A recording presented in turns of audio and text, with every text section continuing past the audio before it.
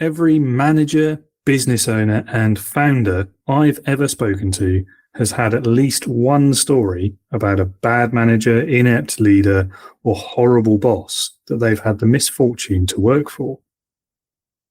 And when I have those conversations on an almost daily basis, it is sometimes hard to understand where we're going wrong in the business world and wider society when it comes to developing the right kind of leadership.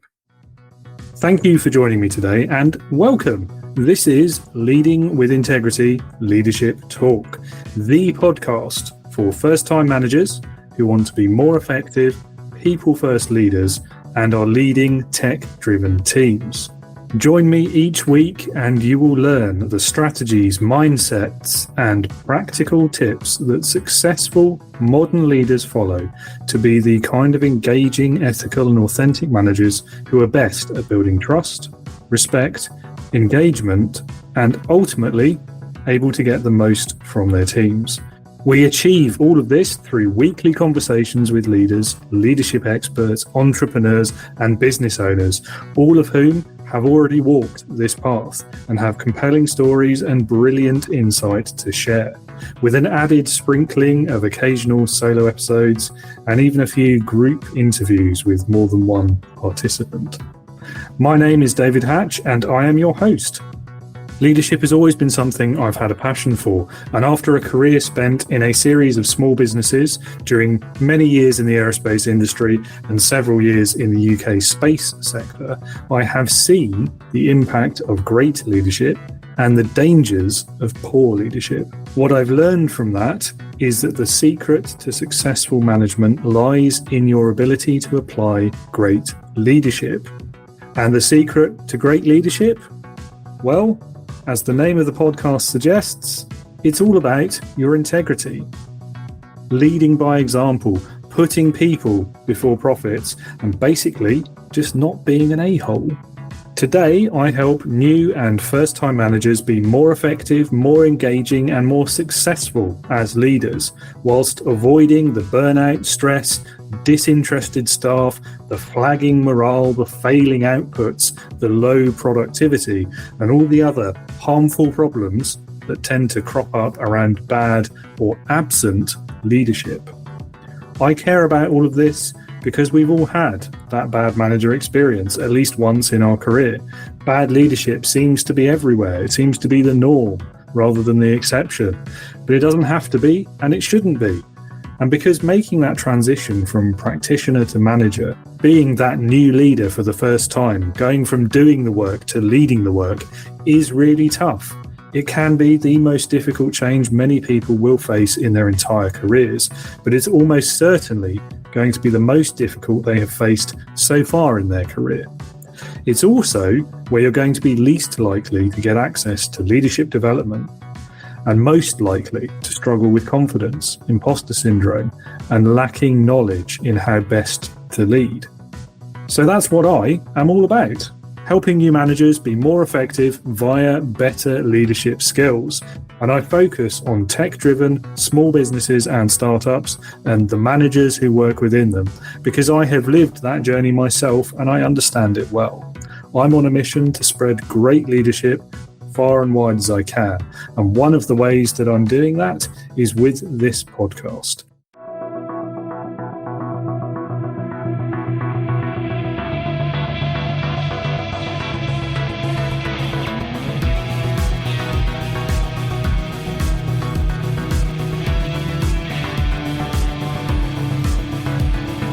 Welcome to the Leading with Integrity podcast. Leadership talk for the modern manager. With your host, David Hatch.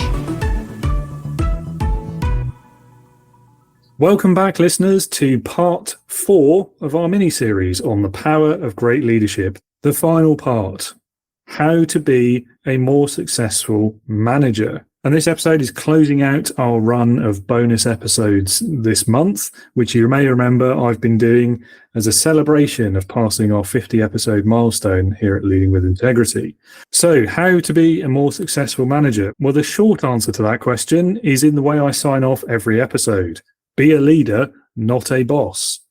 Lead with integrity, as well is a big clue. I have a couple of goals in mind for this episode. Firstly, we're going to recap the first 3 parts of the mini-series just very quickly to remind ourselves about what we've learned so far. Then I'm going to give you some recommendations in the form of 5 pointers for your leadership strategy and 5 weekly practices or tactics that you could apply straight away to improve your leadership approach. And as an added bonus and thank you, if you do listen all the way to the end of this episode, I'm also going to offer up an extra little treat for you to help you even more when it comes to taking the next steps. Everyone has had that bad manager experience at least once in their career. Bad leadership apparently is everywhere. But it shouldn't be that way. It doesn't have to be that way. Great leadership is certainly never easy, but it can sometimes be simple. There's no quick fix, but there are always things we can do to improve. Every week on this podcast, we hear the stories and experiences of leaders, experts, entrepreneurs who have all made mistakes and learned lessons about leadership. Almost without exception, they also all have a story about struggling to adjust to their first management role earlier in their career. And that's something that any new leader can find solace in. You're not alone in that experience, and there are people who can help. Week in and week out, you and I are privileged to benefit from the insight and experience of some truly inspiring leaders who show us that leadership is a calling and not just a tool to get rich quick.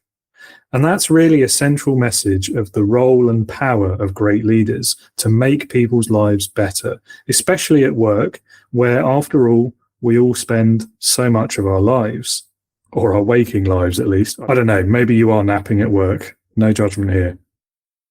In the previous 3 episodes of this mini-series, you've heard from me about my own new manager story and the mistakes that I made in that early stage of my career, as well as the lessons I learned from that, particularly about avoiding those old school management techniques and leaning into the adaptable, empathetic, and supportive approaches to leadership. You've also heard about providing autonomy and empowerment and a collaborative environment and the impact of authenticity and honesty for building the trust that is essential for leadership success. You've also heard the dangers of the autocratic dictator type of leadership, why that isn't effective anymore, and how to avoid doing it. And then last week in part 3, I talked about 4 big mistakes that leaders can make through the lens of real-world examples and stories. So we saw how allowing or mishandling bullying and harassment can destroy a business. The damage that micromanagement does to morale, productivity, and staff engagement. The negative impact a leader who isolates themselves from the team has on its culture. And the diminishing returns that result from a leader stealing credit from their team.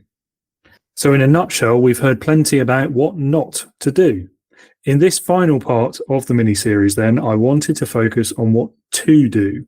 What practices will stand you in good stead as you develop your leadership persona?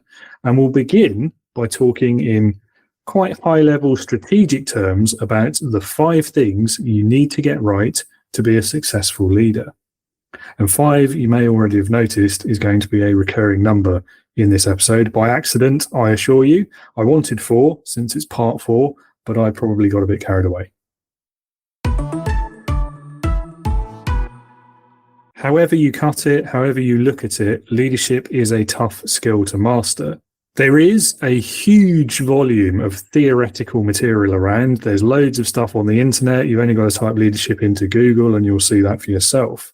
But when it comes to getting it right in practice, when dealing with the real messy side of people and leading, many new managers, many first-time business owners, and even experienced serial entrepreneurs fall at the first hurdle. And when you talk about leadership in a small, technically specialist startup type of business, it tends to be even more challenging. And one of the reasons for that is because in a smaller organization, there's fewer places to hide. And so your actions as a leader can have a disproportionate impact compared to being a first-time manager in a big corporate, for example. Knowing where to start is half the battle. And that's where these 5 fundamental strategies for leadership come in. And these are what you'll want to focus on in your new role as a leader, as a first-time manager. Number 1 is building trust. Number 2, communicating. Number 3, example. Number 4, empathy. And number 5, teamwork. And that's by no means a complete list of all the things a leader has to do to get it right and to be successful as a manager. But what they do represent is a short list of some key strategies where you can start and how to think about your actions or interactions with your colleagues. So let's talk about each of these in a little bit more detail then. So number 1, building trust is vital for effective leadership. If your team, your colleagues, maybe even your own manager, if you're partway up an organizational structure, if those people don't trust you, then you will find it incredibly difficult to perform well in any role that requires good leadership. It's very key to remember that trust goes both ways. It's reciprocal in nature. And that can have an impact both in terms of risking the loss of trust, but also in the way that you approach building it. So what that really means is one great way that you can earn trust is by demonstrating trust in others. For example, show that you trust your team by avoiding tactics such as micromanaging, which we've spoken about in the previous episode at quite some length. Instead, empower them to decide how best to complete their work. Give them that autonomy to decide what, when, and how as much as you can. Accepting, of course, that in certain environments, certain businesses, certain offices, the degree to which you can do that may be quite limited. Treating everyone with respect is another key behavior that generates trust. And again, this doesn't need to be complicated. Your day-to-day choices make a big difference. So to give you another example, something simple like just showing up to a meeting or a phone call on time and therefore showing that you respect other people's time can go a long way in building their respect for you. Leaders who build excellent levels of trust are able to do so because they are honest, open, and truthful, and because they demonstrate trust and respect in other people. These leaders create and support organizational cultures that are built on that mutual respect, on the empowerment that I spoke about earlier, and on authenticity. All of these elements build trust with the team, which several detailed workforce surveys have shown to be rising in importance for employees in recent years. As the general level of uncertainty in the world has risen, so has people's need for trustworthy leadership. Number 2, good communication is also a crucial skill for any leader. You've heard me speak about that at great length in numerous episodes already, but successful leaders are the ones who develop a clear strategy and then effectively and consistently communicate that to their team, to their people. Effective communication does mean consistency and clarity. So be clear in the way that you impart the strategy, the values, the goals. But it also means listening well. There's the old adage, isn't there? Everyone trots this one out. You've got 2 ears and 1 mouth for a reason. Okay, that's a bit cliche by now. But the key skill that you want to hone as a new leader is your ability to engage in a dialogue about things like strategy, involving colleagues and team members in its creation in that goal-setting process. And in this way, helping to build buy-in across the entire organization, because people are going to be more invested in, more bought into goals, objectives, strategies, plans that they have had a hand in creating and defining. And I do say the whole organization there, because to make this truly useful, the strategic and goal-oriented communication must be consistently done by all leaders at all levels throughout an entire organization, from the supervisory level, from the new managers, right the way up to the chiefs and the CEOs at the top. Now, a lot of that may be out of your hands, but your part in that as a new manager is to make sure that you're doing it well for your team, for the people that you are responsible for. And there's only so much you can do about anything outside of that. Number 3, I've been using the phrase, be a leader, not a boss, when I sign off every week for years now. And there's a reason for that. It's because, to my way of thinking, this idea is closely tied into leading by example. And I've spoken about the example imperative and this idea of moral authority before. But to me, this core element is the crux of the difference between a leader and a boss. A boss will say, do as I say, not as I do, and demand your obedience. Whereas a leader will say, we need to do this because, what do you think? How can we do this? And then they will help you to actually implement and achieve that thing. In a nutshell, leading by example means holding yourself to the same standard as everyone else and not expecting anyone else to do something that you're not prepared to do yourself. Leadership is more complex than that, of course, but this is a core element that you or any other leader needs to get right before they're going to succeed. It applies to everything from your top level values and vision right the way down to the nitty-gritty, the day-to-day stuff. And it's so crucial because of this idea of moral authority. It is extremely difficult, if not impossible, to expect others to do things a certain way, to follow a certain strategy, or live up to a values statement if their leader is not also doing so. Why would anyone follow a leader who isn't practicing what they preach, putting their money where their mouth is, etc.? I wouldn't. Would you? Number 4, empathy is another part of leadership that has seen growing recognition in the last decade or so, and particularly in the last 2 or 3 years with everything that the world and the workplace have been through. And it's another recurring theme that we hear from guests on Leading with Integrity too. Listen again to episode 55 for a great recent example of that. Few would disagree that to be a great leader, you need to understand your team. That means knowing what motivates them versus what demoralizes them. It means knowing what they care about, what stresses them out, what their goals and concerns are for their job, for life, career, all of those things. And you need to combine this empathy with the listening element of good communication that I mentioned just now, and the supporting part of trust building.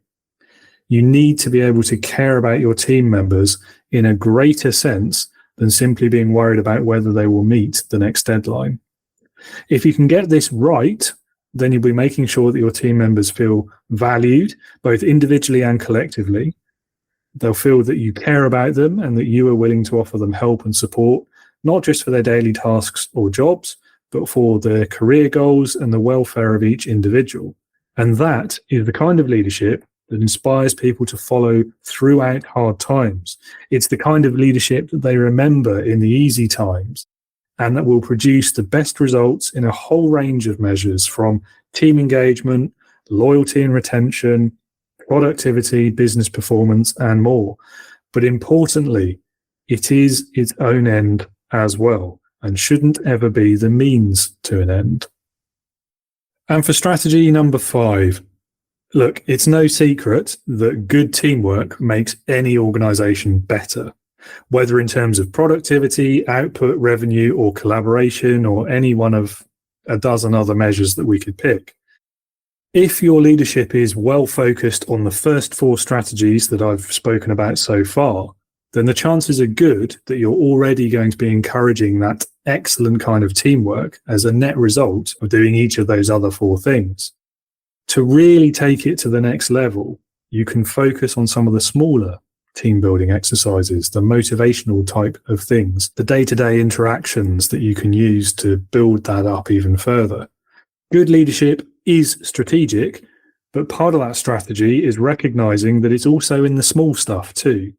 As a leader, your goal is to ensure a cohesive, united team who understand and share common values and goals, who have the right environment and tools to succeed, and who are able to work well together, playing on each other's strengths and able to cover each other's weaknesses when needed.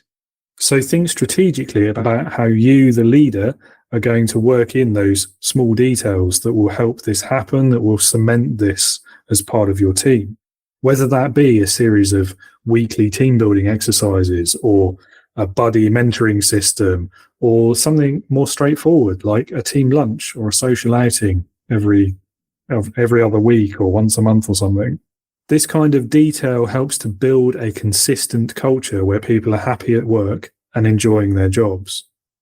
So to summarize again, those 5 strategic thinking areas to develop your leadership and your team.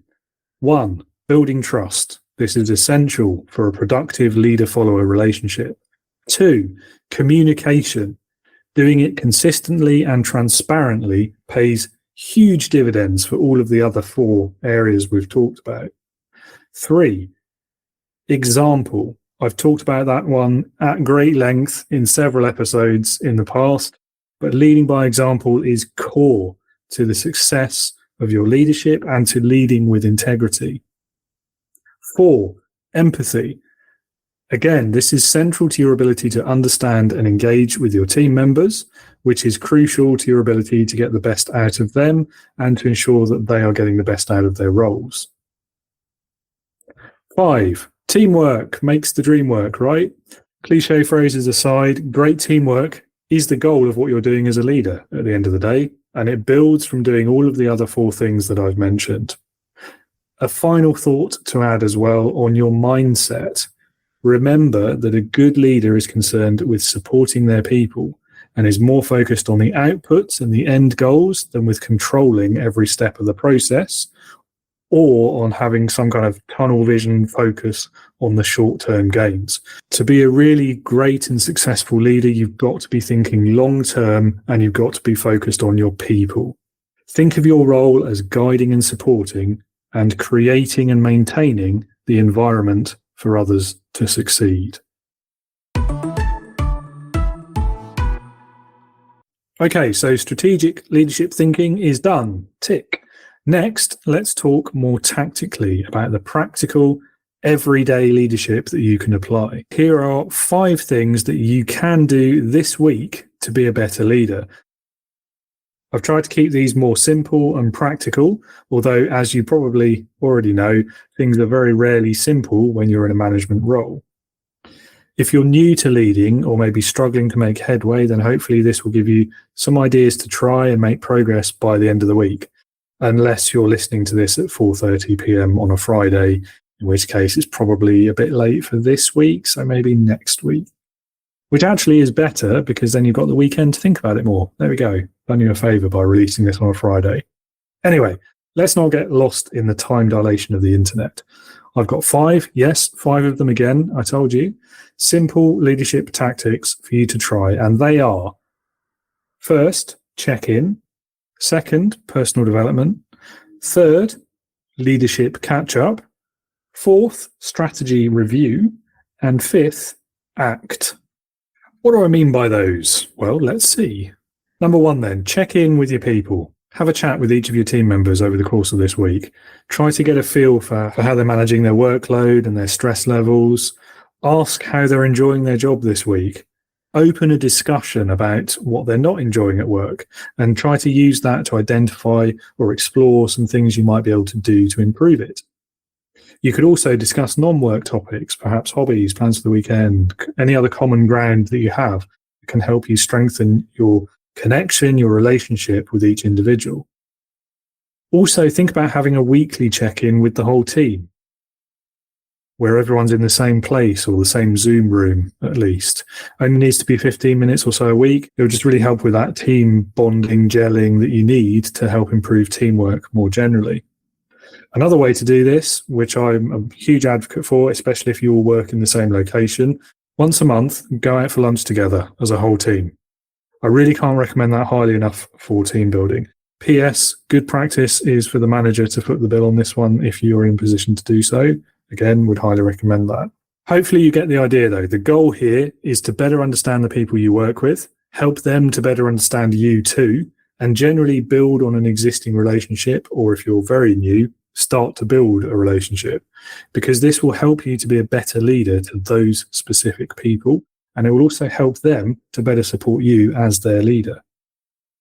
Second one, think about personal development for your team. What have you done? What have you personally put in place for them in this regard? What else could you do? Are you doing the best that you can to give everyone in your team the opportunity to access new training and develop new skills? And are you taking those opportunities yourself as well? Personal development works best when it's an ongoing conversation that you're having with each member of your team and that your manager is having with you, if you have one. It's not about an annual performance appraisal. I actually hate those, by the way, and the way that many companies do them. And if you want to hear me and a guest or two talk about why and maybe rant about it a little bit, then you can check out episodes 30, 38, or 39 as a good place to start. What personal development is about is upskilling your team and your people as well as yourself. It's a vital part of any leader's job description to promote and encourage the personal development of all the people they're responsible for, and yes, again, including themselves. Good managers should also be taking steps towards their own training and development and have a training plan in place for their entire team. For your leadership to really, truly succeed and get the best from people, you must have a positive attitude towards learning and training. Make every effort to ensure your team are appropriately trained in their roles and are regularly offered opportunities to expand their knowledge and skills. It is also really important to involve each individual in the discussion and the decision about their own personal development, hence the word personal in the title. To get the best outcome for people and for the team as a whole, both sides need to have input into that process of identifying strengths, weaknesses, next steps, areas for improvement, and most importantly, on development and career planning. These are not about the manager or the company's choices. Personal development should be led by the individual. Okay, off the soapbox now. The more skills, knowledge, and qualifications that people have access to, the better all of you will perform in your individual roles, but also collectively as a team. So as the leader, you should want that, and I'm sure you do. More importantly, if you and your organization are taking an interest in and investing time or money, ideally both, in people's training, then this will build loyalty and commitment throughout the team, which again, you should want for two reasons. Firstly, the cost of replacing someone who leaves, say because they're not being given access to development or training or opportunities for progression. That cost is going to be upwards of 300% of their salary today. Secondly, the old adage of what if we train people and they leave versus what if we don't and they stay. Number 3, leadership catch up.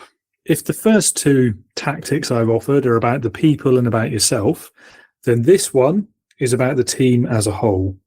It is useful to keep up with the health of the whole organisation and any goings on that you need to be aware of, if only because it makes you better equipped to field questions from the people you're leading. And I do recommend setting aside some time to talk to other managers or leaders within your business on a regular basis. The purpose of this is to check the pulse of the company, to see what your colleagues might know that you don't, what's going well, what's not, what are people in the business worried about, and so on. It's keeping your finger on the pulse. It's being the plugged-in leader who can preempt the tough conversations and the tough questions by having the answers ready. It's also important to discuss what each of you as leaders are individually and collectively doing to acknowledge and address any issues whilst applauding the positives. If you're the new manager or the more junior leader in this scenario, don't assume this doesn't apply to you. It's not just about the CEO. All leaders in an organization need to be on the same page and should be regularly communicating with each other, just as they do with their teams. Number 4 is strategy review. Strategic planning and goal setting are long-term activities, and we've talked already about the strategic level of your leadership. But what that doesn't mean, what that shouldn't mean, especially for objectives and goal setting, is that you're only thinking about it once a year. A good leader will be regularly reviewing the strategy for their organization, for their team. They'll be considering those goals, the progress so far, the lessons learned. And there's 2 reasons why this matters. First one is regularly reviewing those strategic goals is really important to make sure that everything is staying on track and remaining relevant. And if at any point you think it's not, part of your role as a new manager, as a team leader, is to flag that so it can be addressed. The second one is you also need to be on the same page as all the organization's leaders or managers, as I just mentioned in number 3. And each of you need to be checking that vision and mission are being consistently understood and communicated throughout. If you are that new manager, or you consider yourself lower down in the company, and I say that with inverted commas, but you obviously can't see that unless you're watching on YouTube, I don't know. What I'm trying to say here is that even as a new manager on that first rung of the ladder, it is still important to keep yourself up to date with what the long-term goals are across the whole business, and to understand how you and your team are contributing towards it. If those answers aren't clear to you, then don't shy away from asking questions until they are. That's also one of your responsibilities as a leader or manager, no matter how many people or how few people you're responsible for. Why? Because as we've seen, part of good leadership is empowering your people to make their own decisions. But they can't do that if you can't tell them what those expectations are, what the end goals are, and where they fit into that roadmap of strategy and delivering it. So I'm not suggesting you do this one every week, maybe once a month, maybe every fortnight, whatever feels best and most useful to you. Number 5, the final thing I recommend you do this week is simply to act on everything you've learned from the other 4 things. I say simply, but of course it probably won't be all that simple in practice. And there's going to be a lot of outputs from all of these discussions and following these tactics that I've suggested. And sometimes that is going to be too big of a challenge to deal with all in one week. Some of the issues you come across or some of the follow-ups that you need to make will no doubt involve a much longer process over a more extended period of time. And that's fine and normal. Having said that, it also really matters to show that you are taking on board what you hear and that you are doing something about it. So if there's something that comes up, say, in a one-to-one with a team member this week, but you can't solve it this week, you do at least need to go back to that person or people and let them know what you're doing about it or what you plan to do about it, how long you think it will take, and what, if anything, they can do to help. Taking action, doing something beyond talking, and showing that you can follow through are so important to leadership. You don't want to be that fly-by-night leader, the all mouth and no action kind of person who gives the appearance of listening, but then never really acts on what they learn. They never follow through. They never follow up. If it's within your ability, do something about it. If it's not, find someone who can help. Either way, keep people in the loop so that they know you're working on their behalf and that their words did not fall on deaf ears. And that is 5 things you can try this week or next week to be a better leader for your team. And here they are again as a quick reminder. Check in with your people. Think about personal development for your team and for yourself. Catch up with other leaders in your organization. Get your finger on that pulse. Review the strategy and goals. Think about them, whether they're relevant and appropriate, and what progress you and your team are making. Act on what you learn. Follow up, follow through, communicate. Which brings us more or less to the end of part 4 and the end of this mini-series on the power of great leadership. We've covered some really big topics from a big perspective during this short run of 4 bonus episodes. So if you would like to learn more about any of the things that we've covered, about how to apply great leadership to your own role as a new manager, how to lead with integrity, how to build and support an effective, successful team, then good news, you can buy my short course today and learn more about the tactics, priorities, and behaviors that I've applied in my own leadership roles. The course is called the Leadership Starter Kit. It's designed to help you be more effective as a new manager, to establish yourself as a leader, and it will take you a few days at most, and you can get it now for less than $100 or £80 in the UK. If that sounds interesting, then please do pay a visit to www.leadernotaboss.co.uk. That link is also in the episode description, or if you're listening direct on the podcast website, then there will be a button somewhere that says sign up to the Leadership Short Course today. Whichever route you take, click on that link, click on that button, type in that address. You will arrive at a page where you can enter your details, and then I'll be in touch very soon to enroll you on the course. Now, for the added extra that I promised at the beginning of the episode. If you've been listening for a while, you will have heard me talk about the Integrity Leaders online leadership community. And if you're thinking about joining that community, then I'm pleased to now offer you a discount code. You'll get 15% off your membership fees for as long as you remain a member of the community. So forever, if you like. Just head over to the membership website now, sign up, and use the coupon code EARLY23 in all caps and numbers. I'll pop that code and the Integrity Leaders community link in the episode description again too. So you've got plenty to follow up on after this episode. Loads of options there. If you do get lost or stuck, just drop me a message and we'll have a chat. I hope you've enjoyed this episode. I hope you've enjoyed the mini-series as a whole. I've had some really wonderful feedback already from other listeners. So once again, I really do appreciate your time and your support. And next week, we are back to the normal schedule with our weekly interviews. So Wednesday next week, Podcast Wednesday, I'll be talking to an AI ethicist by the name of Olivia Gamblin. She is founder of a company called Ethical Intelligence. And we're going to be discussing, funnily enough, the ethical considerations behind applying AI or other emerging technologies to a business application, the implications that that could have for leaders, and Olivia's thoughts on leadership more generally. It's going to be a super interesting one, and I'm really looking forward to it. I think there's going to be some great insights from Olivia there for tech head people as well as for lay people alike. So I'd really recommend tuning into that one, and I hope you'll join us for it next week. Well, that's all for this episode. Thank you again so much for listening. I will talk to you again next week. And in the meantime, remember to be a leader, not a boss.